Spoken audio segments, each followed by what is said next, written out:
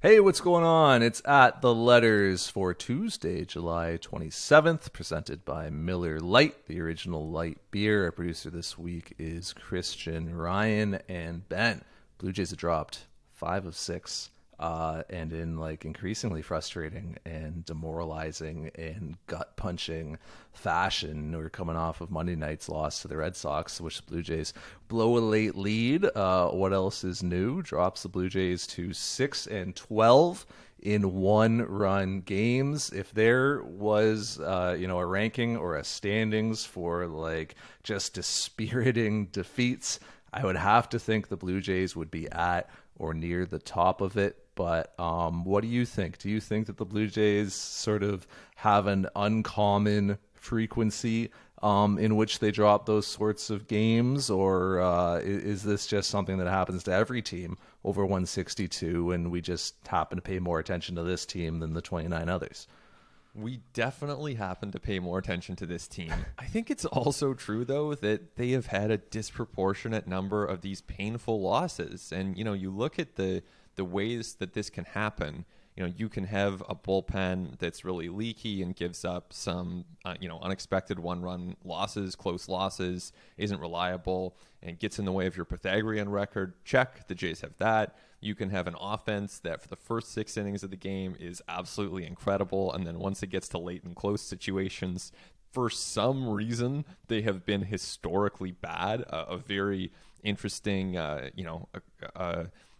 impact on this season to have such a poor performance in those situations. And so you add that up, the late innings have just been a disaster for this team, where they haven't been getting reliable relief help, they haven't been getting offense, and so of course you're going to lose a lot of painful games in that situation. I don't think that it is to say that this team is doomed. I think they're a good team still. I think that they will perform better from here on, but the reality is they're too close to 500 for comfort right now. Yeah, and I agree. I think the Blue Jays have actually been uniquely unfortunate, in tight games and in those dispiriting losses. As I mentioned, 6-12 in one-run contests. They've lost 10 times when they've had the lead in the 7th inning. And that's why you see those like Pythagorean numbers, right? Like the Blue Jays have won 7 fewer games than their Pythagorean record would suggest they ought to have based on their runs scored and runs against. No team in baseball has underperformed their run differential more. And I think these games against Boston actually, like throughout the season, are like actually pretty informative, because the Blue Jays are now 4-8 against the Red Sox this year, despite outscoring them by 8 runs. Like they've outscored them 69-61. Wow. And they're 4-8. And like there's a couple weird ones in there, right? There's a couple wacky ones. There's like an 18-4 Blue Jays blowout. There's a 13-4 Red Sox blowout. You could take those out though, right? Like let's lop those off from the edges. The Blue Jays are still 3-7 against the Red Sox and outscoring them 47-44. The Blue Jays have lost to the Red Sox by 1 run 4 times this year. Wow. In 3 of those games, the Blue Jays had the lead in the 8th inning. The Red Sox have walked them off twice. So, like, to me, like, you just like flip 2 of those 4 games, right? Not even all of them, right? If you got really good luck, or if you had obviously what the Red Sox have had against the Blue Jays, yeah, the standings would look a lot better. But just flip like 2 of those and put, take 2 wins away from the Red Sox, give 2 to the Blue Jays, 2 more losses to the Red Sox, 2 fewer losses to the Blue Jays. All of a sudden, the Blue Jays are looking at far more advantageous odds in the wild card race. They're looking better in the division, and yeah, like swing 3 or 4 of those games, and all of a sudden you're cooking with gas. So like these are kind of the margins. These are the small differences that have caused this season to play out to where it is right now. And I guess the question going forward for the Blue Jays is, do you believe that luck's going to turn and that karma's going to come back to you, and all of these unfortunate situations are going to turn out and you going on this charmed run over the final 2 months? Or is it possible that this is just what the season is and it continues all year? I think the safest bet is always that what's going to happen is a reflection of the true talent that exists. I wouldn't expect that this bad luck would continue. I also wouldn't expect sudden good luck. I just think that it's probably going to be a good team that wins more than it loses going forward. But it is remarkable, and you mentioned those stats against the Red Sox. I'll throw another one out there that I saw on Twitter today. This one is from Isaac, IB_tweeting, who points out that the Blue Jays have a 606 OPS in late and close situations. I mean, that's just crazy. When you think about how good this team's offense is, then all of a sudden it gets to late and close, and they are bad, even historically bad, especially when you consider just what their normal firepower is. So it's crazy. And, you know, at this point, you know, we can sit here all day and analyze, you know, why does this happen? I think the one important piece of analysis to take forward from this is that it is not sustainable. It is not a reflection of who this team is. They are not just doomed to lose every game that they you know, enter into a close game in the late innings. They're going to start winning some of those, and the sooner the better, because, you know, as much as they have a lot of time left, you can't afford to squander a ton more time with at this point in the season.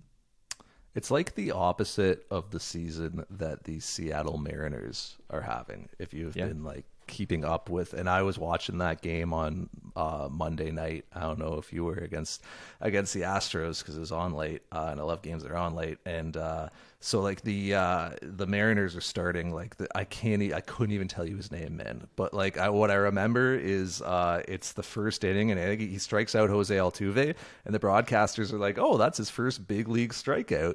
It's his second start as a big leaguer." So always a good sign when you go your entire first big league start without a strikeout. Like that probably says something about your ability level and about your talent. And so like, of course, flash forward to the fourth inning, and it's, you know, the Astros are up by like a touchdown, and you know, I think Garcia was on the hill for them, and it's like, this is over. Mariners come back to win it. Like came back and like won big too, and they have done that reliably. Like they've done that over and over and over again this season. The Mariners are 23-8 in one-run games. Their Pythagorean record is the inverse of their actual record. Like their actual record is, I think, 55-46, and their Pythagorean is like the inverse of that. They're 10 games better than their Pythagorean. No other team has outperformed their record by like more than 5. So you get these crazy outliers in a baseball season. Remember that one, you know, a number of years ago where the Orioles like had this insane amount of luck in one-run games. Like you see these teams, and like I get, you know, where it gets tough, I think, for an MLB front office, especially like this week, and especially for the Blue Jays, is like, how does that inform what you do and how you approach the trade deadline? Like, how does that inform, you know, the chances that you take and how aggressive you are? Because internally you've got your own modeling and you've got your own, you know, projections, predictions, and the way things are going to go. But like, you raise some of those stats for the Blue Jays, you know, late and close games and some of the underperformance. Do you just believe like these players are talented inherently? It's going to come back around. We're going to go on a run. Like, surely our luck is going to turn.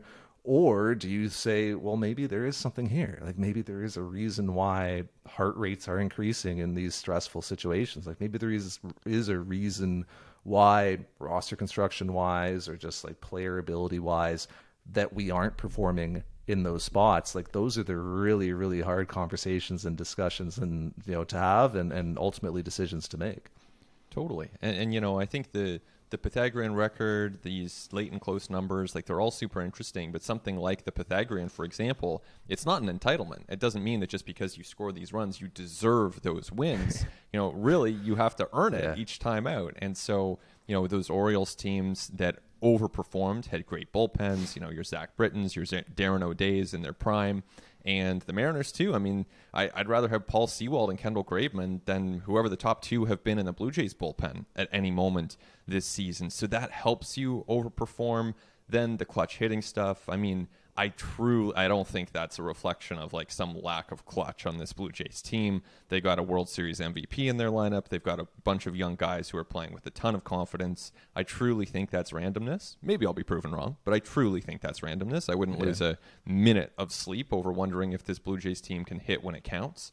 But, you know, the fact is, as you say, you do now have to make these decisions in real time, and it's not easy. I think that, you know, to me, my read on where this team is they're going to be measured buyers. They are looking to add. Again, you listen to Mark Shapiro, Ross Atkins, what this front office says very consistently, they want to add. At the same time, are they going to be reckless and trade Austin Martin for Chris Bryant and Jordan Groshans for Max Scherzer. Like I don't see that happening. I just don't. Because those guys are rentals, and I think if the Blue Jays do pay a significant price, it would be for someone with control. And of course, saying that, I don't think they're cut off from rentals at all. And we've talked about this a lot, going back to last year's trade deadline. Robbie Ray, Taijuan Walker, those guys were rentals. You wrote this a couple days ago. Does anyone even remember the prospects they gave up? Probably not. So that's fine. You can do that again. You're not going to harm your long-term chances if you do that.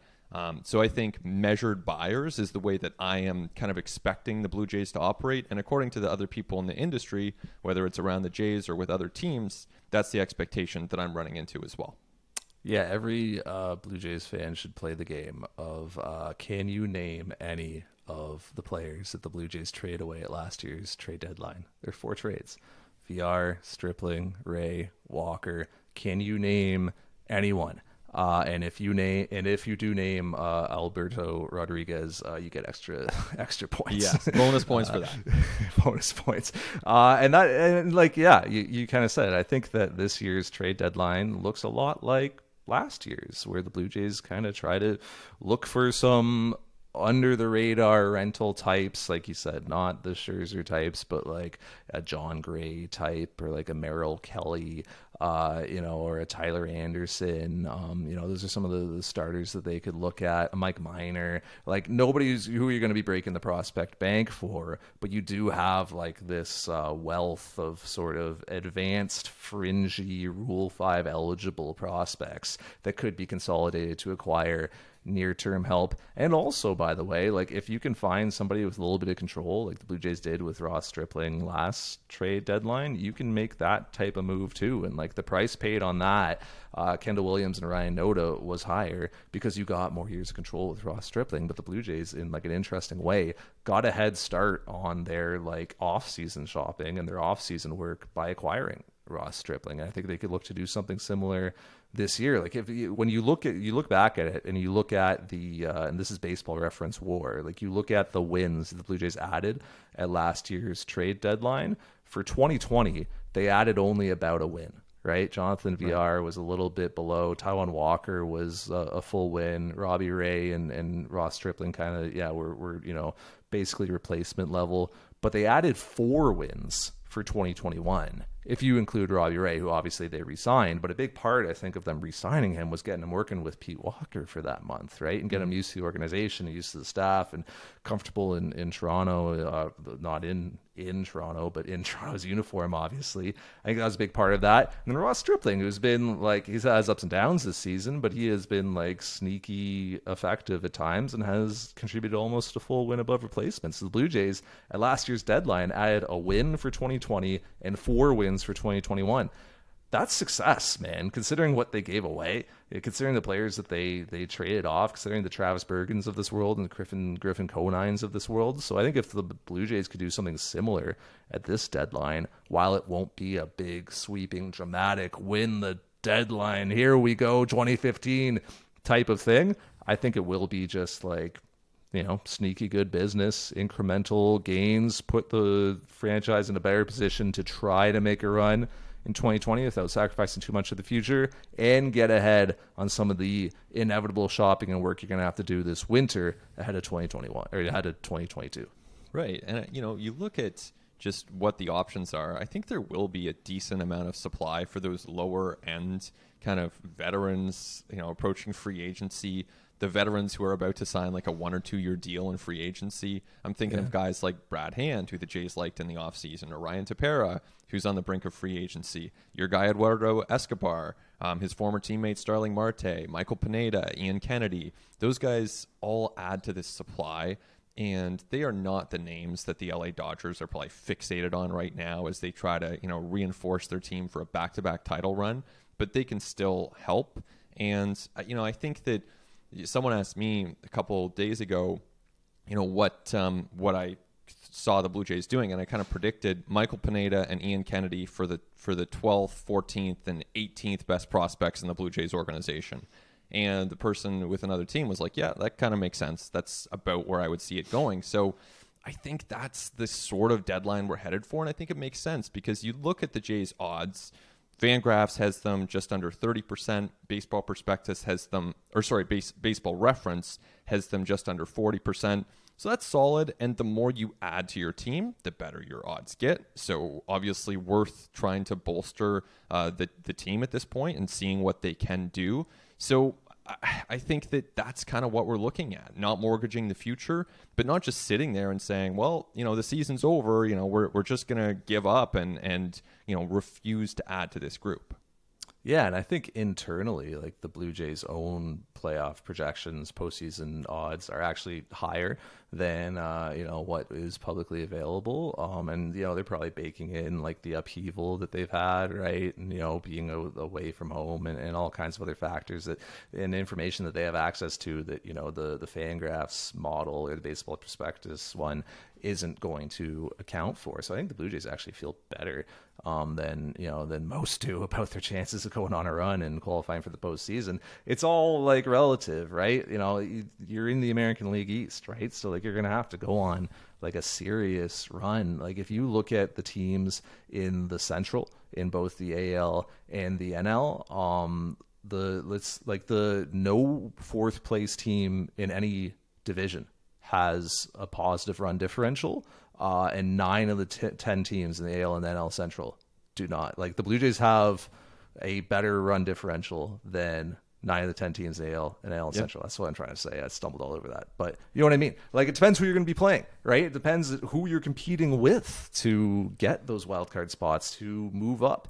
in the division. Like it's always going to be tougher for the Blue Jays, right? So they're always going to have to contend with that, and they're always going to have to factor that into what they do. But like you were saying, like there's no giving up, like there's no not adding at the deadline, there's no like not trying to get better for 2020, 2021, for 2021, 2022. I don't know what year it is today for some reason, but like there's not the Blue Jays would have to like get blown out, like like swept in these next 3 games against the Red Sox, like lose all 4 against the Red Sox, and also see Vladimir Guerrero Jr. go down to like a season-ending injury. Like that is the 1% to 2% outcome where they would say, okay, maybe it doesn't make sense to do anything too much, to do too much at the deadline here. That's the only outcome in which you see the Blue Jays like pivoting and being like, oh, okay, maybe now we sell.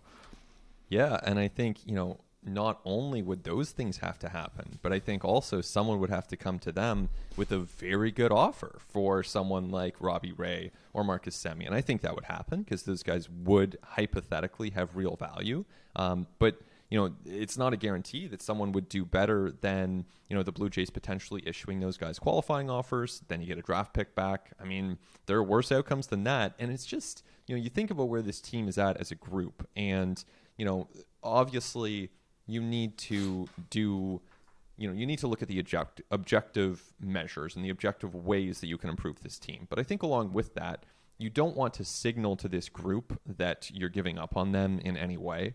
And of course, there are situations where you just adapt and you say, look, the return was so great. Like we just had to make this trade. We're so happy with the return we got. But I think way, way, way more likely is that you want to signal to these players, to Vlad Jr. and to Bo Bichette and to Springer even, who you just signed to this massive deal, that you believe in them and that they can do some good things on the baseball field, especially when there's objective reason to believe that they can. It's not just that you're sending this empty show of support. I think if you look at the projections, if you look at the talent, if you watch this team play, no one would deny that there's a lot of talent on this Blue Jays team. Yeah, it's not a video game, right? Like the moves that you make and the decisions you make like have human impact on like real people, and that will bleed over into performance. I think we also like perpetually overvalue the prices that are paid for like pure rentals like a Semien or Robbie Ray.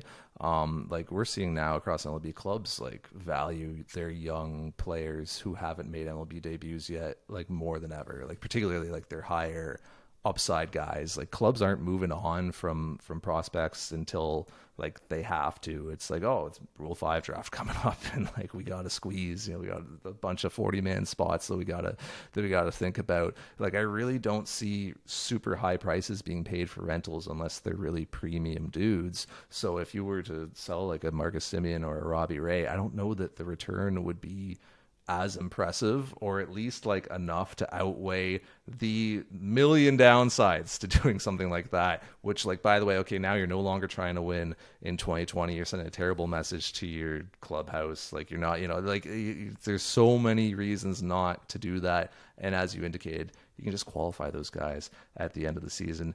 Maybe they accept those qualifying offers, which is like, great, you'll take another year of Marcus Semien at $18.9 million. You'll take a year of Robbie Ray at $18.9 million. And then also, like, the covert, like, thing we're not supposed to say is that suppresses their free agency, like their market and free agency, because it like ties draft pick compensation around their necks. So that suppresses what they can get.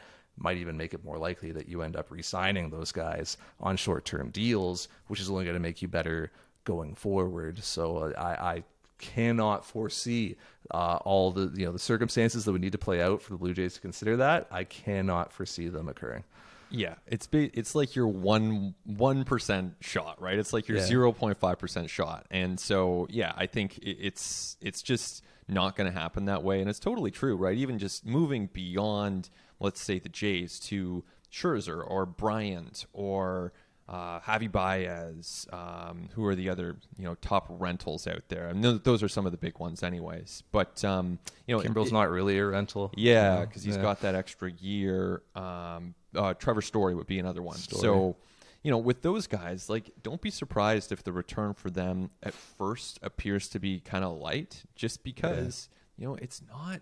We always remember those deals like Zach Wheeler for Carlos Beltran or Gleyber Torres for Aroldis Chapman, and of course, like, those are amazing deals that worked out so well for those teams, but it's pretty rare that those types of trades actually happen and that teams actually part with a top prospect for a rental. So, you look at the Nelson Cruz deal where Tampa ended up giving up a couple of good prospects and guys that will definitely help the Twins system. It's not nothing, but they were prospects that were likely going to be forced to the edges of the 40-man of Tampa Bay this coming offseason. So they were able to part with that surplus. And I think that's more likely the kinds of trades we see even for those top guys. So, I'm not saying you can get Max Scherzer for Samad Taylor, because obviously if you can do that, you should.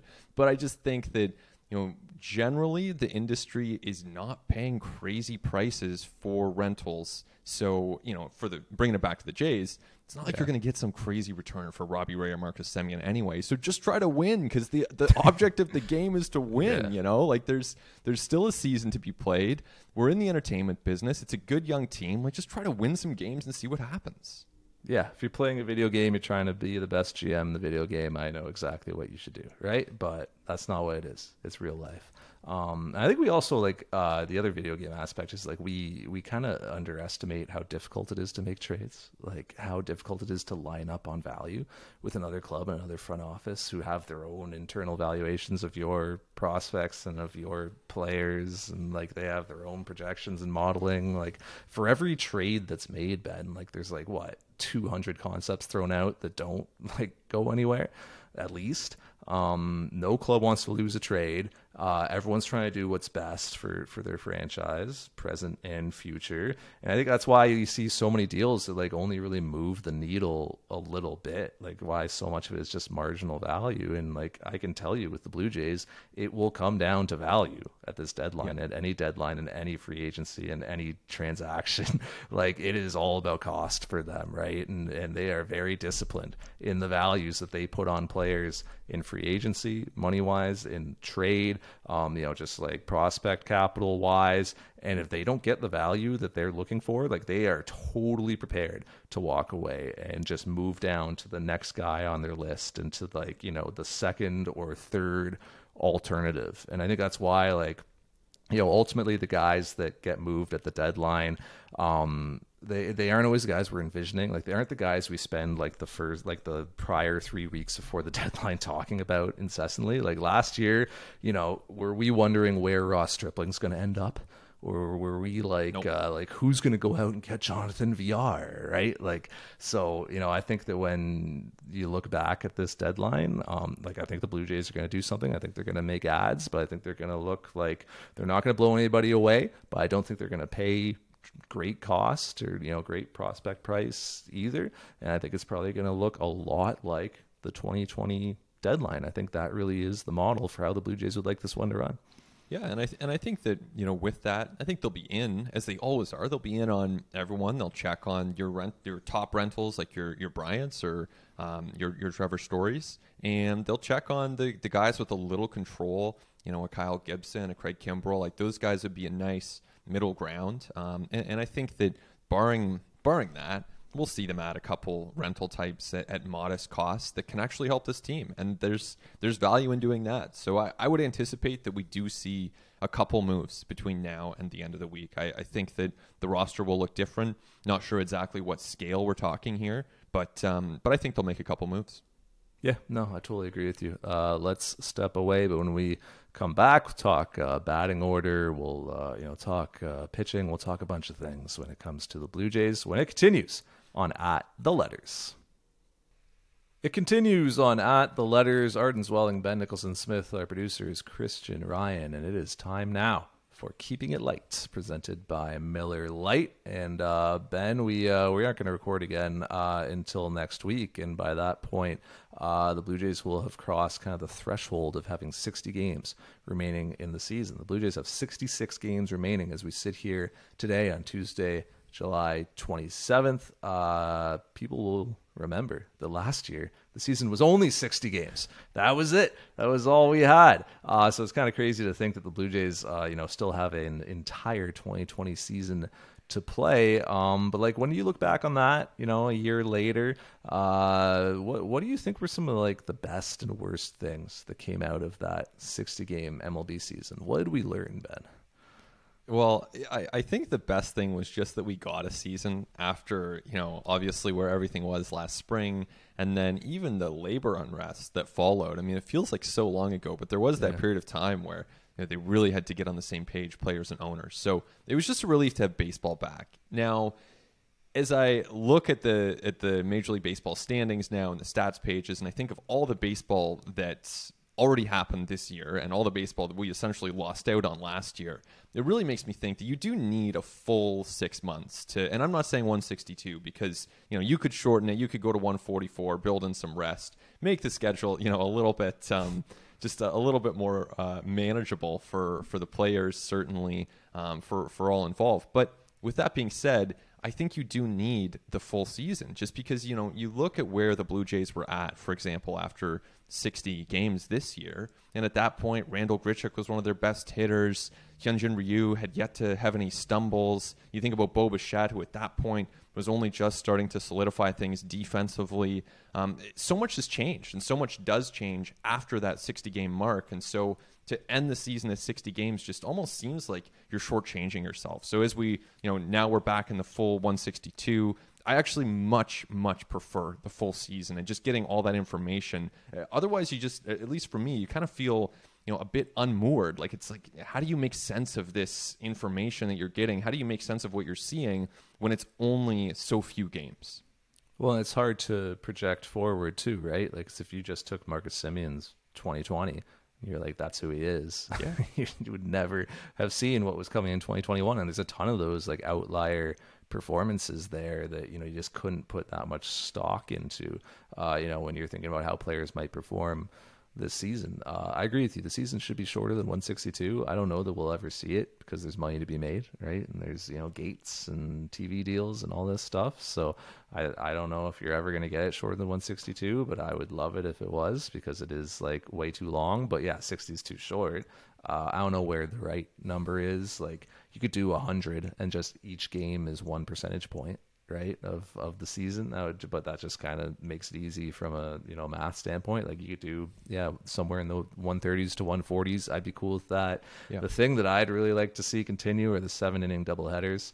Like, I do not ever need to see an 18-inning doubleheader ever again. And we heard comments from Rob Manfred recently that like that actually is the plan, to go back to 9-inning doubleheaders. I can't imagine like why.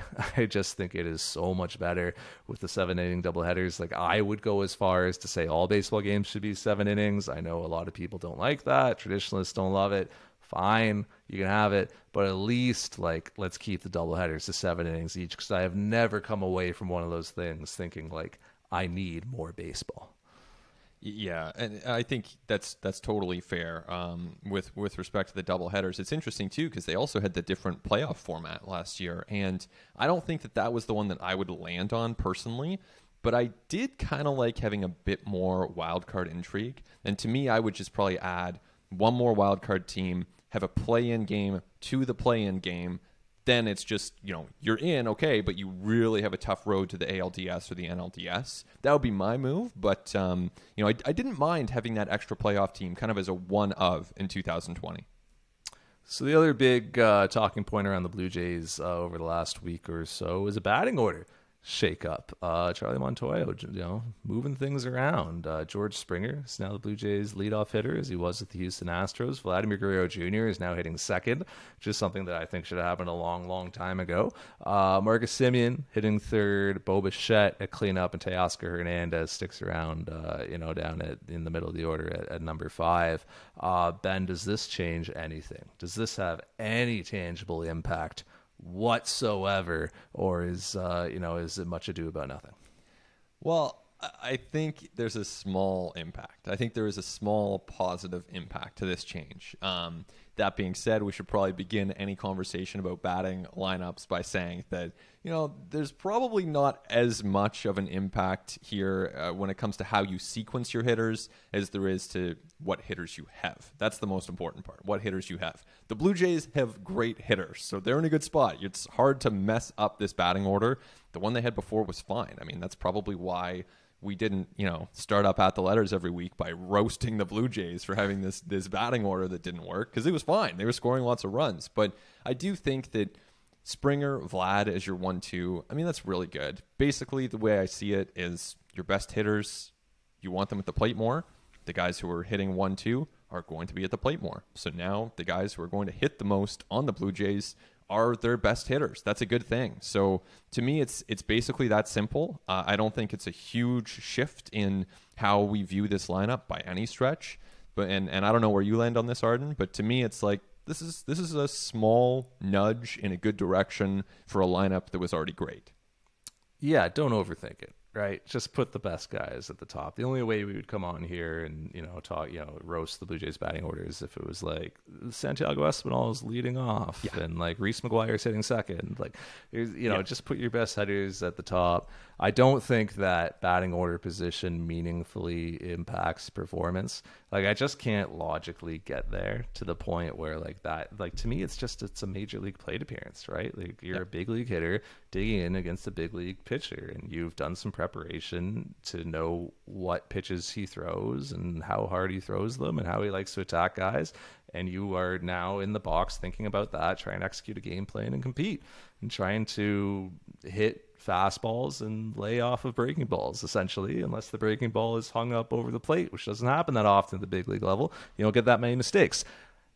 To me, that's the game, and it doesn't matter if there's a number 2 or number 3 besides your name, or like when that plate appearance comes. Like, it's only in the first inning that you control that. So I don't know, man. I know it's a topic, and like, cool. Like, I think that the batting order is fine however you line up these top 5 guys, because they're all really good.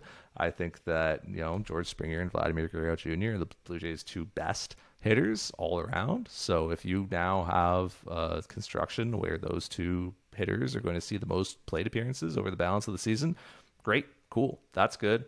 That is a good thing. But I really don't think that the order of these hitters is going to meaningfully impact their performance from plate appearance to plate appearance.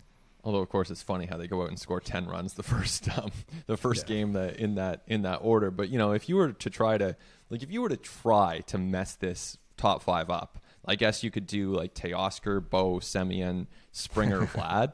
That would be like the worst you could do. And even then, it's not like that's a bad batting order.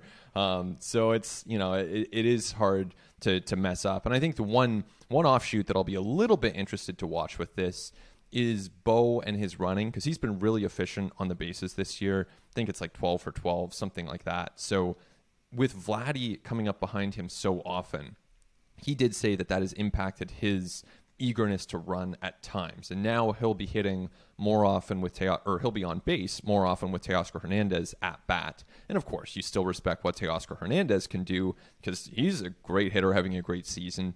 But there's a difference between Vlad and Teoscar. So maybe we see Bo run a little bit more. And considering how good he's been on the bases, that might not be a bad thing.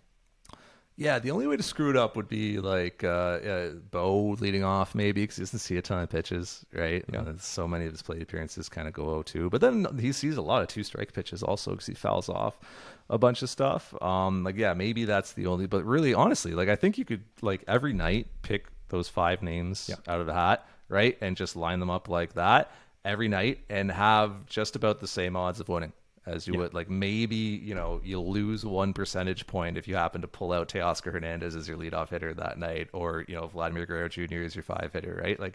Maybe I'll give you a percentage point or 2, but I don't think there is meaningfully an impact, but I also don't think we're ever going to stop talking about batting order position. It's always going to be a thing. The Blue Jays are on this crazy grueling stretch right now, Ben, that is not getting talked about that much. That they've got these 2 double headers coming up, one in Toronto and one in LA, and they've only got 1 off day over this 3-week stretch. It's going to end up being 25 games in 24 days if they're all played as scheduled. It's a lot, man. And that is more than a third of the Blue Jays' remaining schedule. It is a lot of games in a brief amount of time, and a lot of important games too, right? A lot of games that really matter and are really going to dictate whether or not this team ultimately is successful and ultimately reaches the postseason. We're already seeing the Blue Jays kind of stretch out the rotation a little bit. You add in Thomas Hatch in there on Monday. Don't think that's the last time we're going to see him make a start. I bet you're going to see him start one of these doubleheaders coming up. I think the Blue Jays are going to keep looking for ways to kind of back guys off.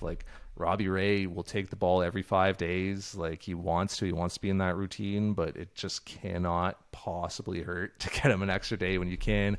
And obviously, we've seen Hyun-Jin Ryu perform a bit better with a bit more rest, and we've seen him take the mound at times this year, not looking like he's feeling his best, or not looking like he can command his changeup the way that he needs to. But it is kind of interesting that the Blue Jays have hit this, for a number of reasons, a super crucial, important stretch of the season, going back to Toronto, trade deadline, trying to stay in the wild card race, all these things, without much room for rest. And there's going to be some interesting roster management coming up, I think, over the next several weeks as they try to navigate this stretch. Oh, for sure. And, the sooner you can get, not that you're going to rush them, but, if Nate Pearson can come back at the end of that stretch, that would be great. If Alek Manoah comes back midway through, which we expect him to, that would help. And if they can add to the roster via the trades, do it. This is the time to reinforce the staff because they are facing such a grueling stretch. And I think it is funny how, at least to my ears, that seems like no one's talking about it. I kind of feel like it's because it's not on one calendar month. You know what I mean? Because half of it is in July and then the other half is in August. So you don't see this chunk of blue and white on the schedule uninterrupted. But the reality is they're still up against this really tough stretch. And during that stretch as well, they have to relocate their entire selves with no off days. They have to make a cross-country move during a pandemic, get used to international travel again for the first time. It's a lot going on, not an excuse. If they are going to win, they have to overcome this. That's just it. So, that's the reality, but it's a lot of baseball coming up in a short period of time. And you're playing really important games the whole time. There's not a lot of Baltimore games in there. You're playing the Red Sox a ton. You're playing 4 games against Cleveland, which is a team that you are kind of neck and neck with in the wild card race right now. You got games against the Angels in there. We'll see if they're in the hunt or not. They're Mike Trout's a pretty good trade deadline acquisition, getting back from injury. Yeah. They're hanging around, and you're also playing Seattle in there, which, as we mentioned in the top half, is kind of the surprise team in the hunt, and you would expect that they are going to, even if they kind of regress to the mean with their luck a little bit, at least be hanging around, at least still be in the conversation. Really important games. It's not like you're, going to see, Baltimore and Detroit every night. You are seeing really, competitive teams that are trying to win, teams that are playing their hardest, and you need wins in these spots. So You know, I'm sure at some point there's going to be, like, the Blue Jays are relatively healthy right now. At some point, something's going to happen. The Blue Jays have already lost starters twice this year when they've fallen downstairs. So, like, at some point, like, something's going to happen and something's going to throw a wrench into this. Like, we already saw they had to kind of bring up Kirby Snead on Monday because, like, they were, like, looking around the bullpen, like, oh, geez, like, we've had to use our bullpen a ton lately. Like, we just need some help out here. Like, you know, it'll be interesting to see who kind of gets forced into the majors at times if there are injuries, you know, if, you know, situations do arise. Like you said, Nate Pearson, obviously, you know, is going to come up and impact this bullpen at some point. But, like, could Kevin Smith's number be getting called at a certain point coming up, right? Like, who are some of the, you know, players within the system, maybe not on the 40-man right now, but who could find themselves playing roles on this team down the stretch? Remember, you know, at this time last year, I don't know that we were talking about Alejandro Kirk being on the Toronto Blue Jays at any point in the 2020 season, and then all of a sudden he came up. So, you know, I am interested to see how things break in that regard. Yeah, it's funny. I was just about to mention Kevin Smith because I think that if there were more opportunity on this Blue Jays team right now, he'd be here. Like, I think that he would be. He's proving that he's ready. I think that you look at the numbers and he's got, I want to say, 16 home runs. Keep in mind, AAA season started a month later, and his OPS is around 900. Just playing really well, playing multiple positions. So I think if their position player core was even just a little bit more depleted, I think he'd already be up. And so if there's a need, I think he's got to be the first guy that they call on at this point. Yeah, if Gabriel Moreno hadn't gotten hurt, like, that's a guy that we would be talking about as well, right? Yeah. Because you even look at the catching situation right now. Danny Jansen injured his hamstring again. So right now you're running with Alejandro Kirk and Reese McGuire in a bit of a timeshare. I mean, you're going to see Kirk catch Ray because they've got, like, that great chemistry. You're going to see Reese McGuire catch Hyun-Jin Ryu because he's got more experience doing it. And then I guess they're just going to, you know, flip the other 3 games on balance. But, like, you know, still with Reese McGuire, you aren't getting a ton offensively there, obviously, and even defensively, like, it's been a little shoddy at times with him of late. And then with Alejandro Kirk, like, hey man, great with the stick, but, you know, obviously still learning the game defensively at the big league level, just still learning how to be not only a big leaguer, but a professional, because this does not have a ton of professional experience. So I do kind of, like, if Gabe Moreno had stayed healthy and stayed productive, that would have been a big topic over the next month or so of, like, do they bring this guy to the majors and start his big league career now to impact this club behind the plate? Absolutely. I mean, you look at the latest prospect rankings, and Baseball America has Gabriel Moreno at 12 in baseball. I mean, that's a really impressive rise for a young catcher. And it's, you know, Kirk. I just like what Kirk brings more than McGuire. I think that, you know, obviously you need 2 catchers. Obviously McGuire's going to play. They need him at this point. But I would do 60-40 Kirk. I just think that, you know, and Kirk hasn't proven that he's a smooth defender by any stretch and that he's got it all figured out. But, you know, as you mentioned there with McGuire, like, I'm not really impressed by what I'm seeing from him defensively. You just see some balls just getting past him. You know, balls, I'm not talking balls in the dirt here, balls in the air, they're just getting past him. And you combine that with the offense that's fallen back down to earth, and I'd rather take the shot on the offensive upside of Alejandro Kirk and see what he can do. So we'll see where this leads. Obviously, kind of an ever-evolving situation when it comes to catching playing time, but I think the Jays' chances improve when Kirk is back there. Yeah, I agree with you.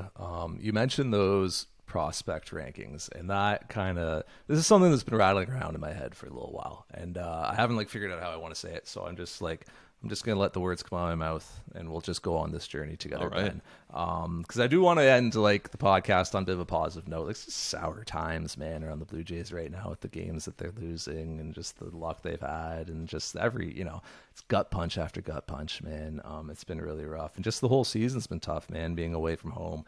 All the injury adversity that they've faced, like, it just has been a rough year. Look back to 2016. Right? When the Blue Jays were last in the legitimate playoffs. Obviously, they went last year, but, you know, last actually qualified for a wild card game. Who did they play in that game? The Baltimore Orioles. Beat them. Who did they then go on to play in the ALDS? Texas Rangers. Beat them.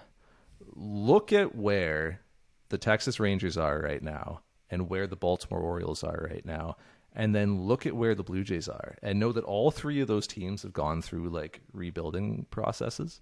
Like all three of those teams are completely different today than they were in 2016, and have like torn down. In the case of like the Rangers and Orioles, trying to build back up. In the case of the Blue Jays, built back up. Like still obviously need help, right? Still need acquisitions, still places to improve. Every team is flawed, of course, but like, we do forget that the Toronto Blue Jays lost 95 times 2 years ago, right? And then went back to the postseason in 2020, and then now are in a wild card race in 2021. Like, I don't know if the Blue Jays are going to qualify for the postseason this year. Like, you don't know. Nobody knows. I do know the Texas Rangers aren't, and I do know the Baltimore Orioles aren't. And I feel pretty good at predicting that next season, neither of those teams are going to be postseason clubs, unless something dramatic and unforeseen happens. Yeah. While it is easy to foresee the Toronto Blue Jays continuing to get better with a really talented young core already in the big leagues, some big ticket free agent acquisitions in Hyun-Jin Ryu and George Springer, more money to spend this coming winter to continue to supplement the roster. And oh, by the way, look at those prospect lists, which like are worth what they're worth. I get it, but you've got like 6 or 7 Blue Jays on top 100s from various sources. There is a lot of high upside talent coming up through this farm system. Like the Blue Jays have turned this thing around really, really quickly. And I think it's just kind of helpful to have that perspective of like 2016, all three of these teams were postseason clubs, the Orioles, the Rangers, and the Blue Jays. And immediately after that, all three of those teams underwent rebuilds. And look at where the Blue Jays are right now, and look at where the Orioles and the Rangers are right now, and think about how you feel about those teams' chances in the near and medium term. Yeah, I think that's a really good point. You know, you look at just where the Blue Jays are as an organization, which you know, in the aftermath of a tough loss is not the first impulse, right? The first impulse is to blame the reliever or blame the umpire or blame Charlie Montoyo. But when you do zoom out, then you see an organization that is trending toward winning for what looks to be a pretty long time. And they've made a lot of strides on that front. As you said, they lost 95 games 2 years ago. Last year, they were more like a 500 team. This year, they're playing like 500, but I still think they're better than what they've shown so far. Still think there's more upside there. And as you look ahead, there is reason for optimism. So none of that takes away from the importance of the 21 season and the importance of making the most of a year where you have Robbie Ray and Marcus Semien performing at peak levels, and Vlad Jr. is the best hitter in baseball, which you can't just assume he'll be that every year. So want to make the most of 2021. Don't want to squander what's in front of them, but also don't want to lose sight of the fact that this team has made some significant progress with a lot of work remaining. No doubt there is a lot of work remaining on this roster and even in this farm system. But it's going to be interesting. I mean, I think the kinds of conversations that we're going to be having around this team as we look ahead are, how do they add? You know, how do they compete at the top of their division, as opposed to, how do they emerge from this rebuild that's now been going on for 4 years and they're still in it? Which is, I know which one of those conversations is more interesting to have.